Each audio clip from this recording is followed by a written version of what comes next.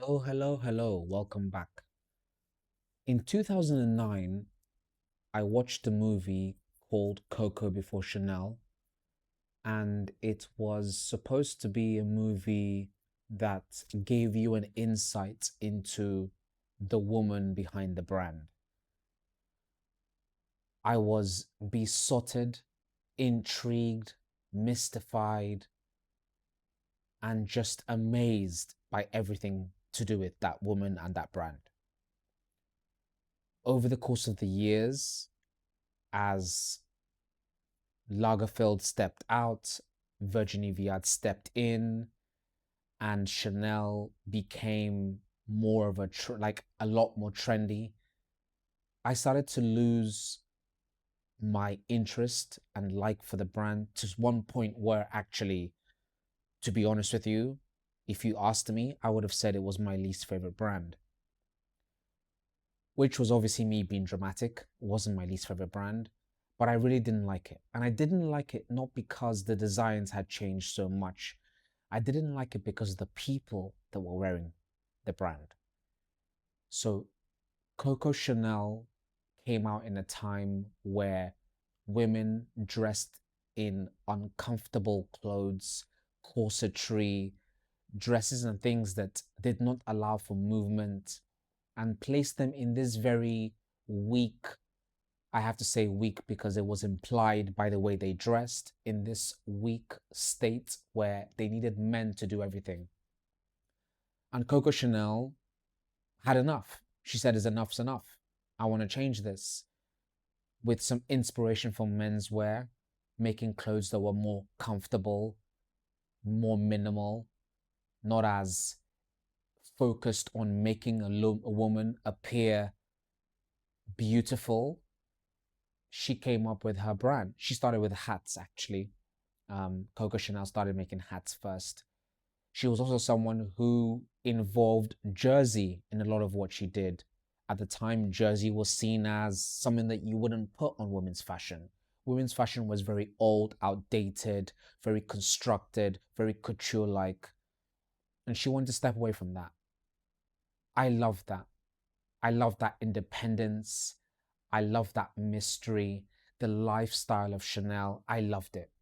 Somewhere along the line, I don't know where it went to, but today I rediscovered it because Chanel just appointed a new ambassador and her name is Sandra Hüller. And the reason why I loved it so much is because I had no idea who she was. It's very rare that someone comes across my feed, whether it be on Twitter or Instagram or Substack, that I don't have an idea as to who they are. Especially when it's someone who's in an industry that I love so much, which is film, because Sandra Hüller is an actress. She's going to be in a new Project Hail Mary movie with Ryan Gosling. She's done a bunch of other things before with great critical acclaim. I saw an article somewhere about how she's about to go down in history as getting 4 Oscars for in one trot, and that sounds amazing. I watch videos of her. She's kind of nondescript, but at the same time, there is a charm about her. She seems controlled and quiet and reserved, but focused at the same time.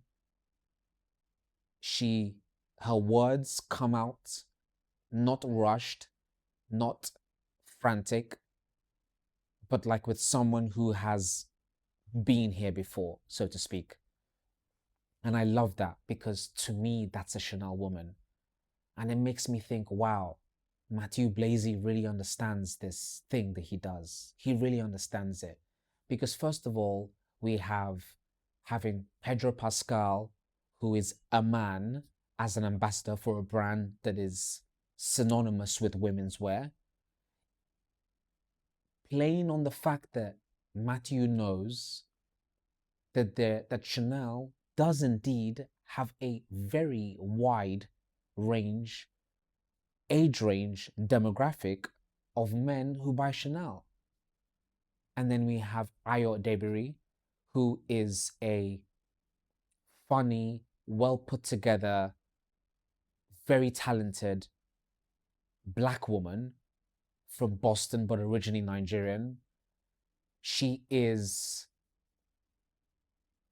beautifully well packaged and put together, and it's all sprinkled and seasoned with this humor that is like it's a wit that comes and it flows, it ebbs and it flows. She doesn't seem to have to force it, it just flows out.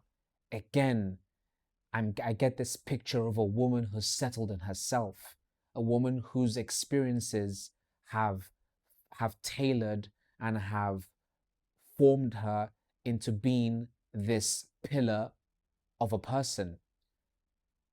There is a statement that I have heard from where I'm from, and it says, the woman is the neck upon which the head rests. And I love that. And that for me was what Chanel used to represent. And I'm very happy that Matthieu has found a way to bring us back to that, because for such a long time, the people who I saw in Chanel did not represent any of these things. It seemed like a very trend driven, a very pop culture infused, a very thing of the now, zeitgeist hopping thing. And that's not what Chanel intended. That was not what she wanted. That was not what she was trying to achieve by making this, by forming this brand. And I'm really happy to see that ambassadors like Sandra Hüller, like Pedro Pascal, like ASAP Rocky. There's a new model, I think her name is Bahat Vita. And again, never heard of her. She's absolutely stunning. She's new in the industry, and she walked for him at his show, which he had in a New York subway. He's found a way to commercialize the brand, opening up to more people without devaluing those tenets and the ethos that Coco Chanel infused into her brand to begin with.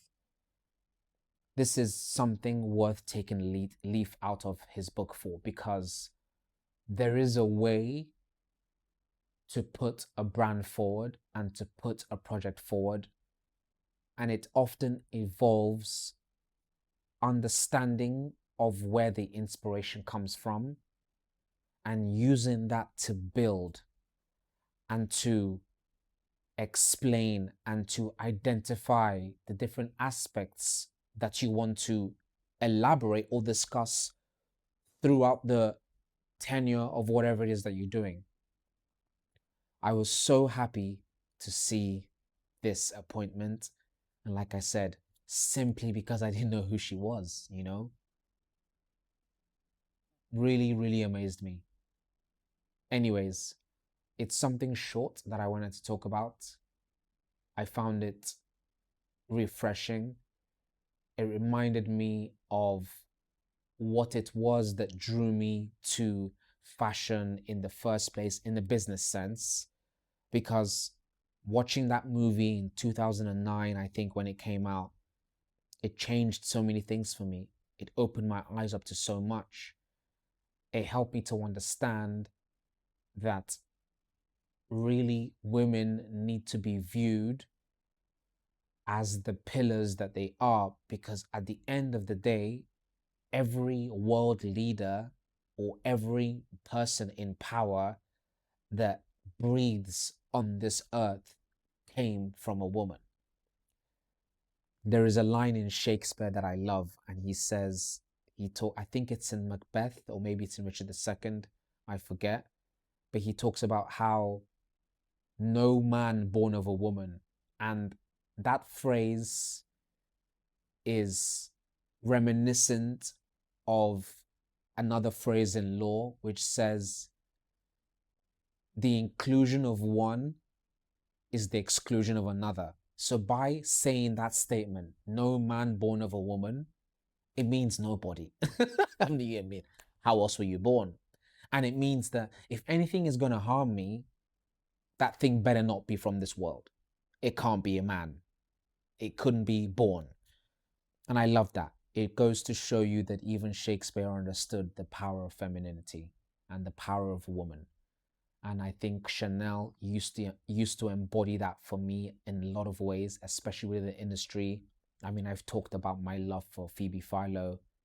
I used to be, not that I'm not anymore, but I used to be also as amazed by Stella McCartney. In general, powerful women inspire me, and I'm glad and happy to see that the people that have been associated with a brand that I used to once love are once again those types of people. The people who come in and have a presence and a vibe about them that's undeniable, distinctly theirs, not formulated, not forged, not contrived, but just real. And this is the impression that I get from seeing them on a screen. Is this how they really are? I don't know. And at the end of the day, does it really matter? This is the image that's put out. It's a powerful image. It works. Again, the image you put out, it makes a difference. It has an impact. Choose the right one, find something to stand by, and let it do its work. As usual, I don't make the rules, I only enforce them. Peace and love.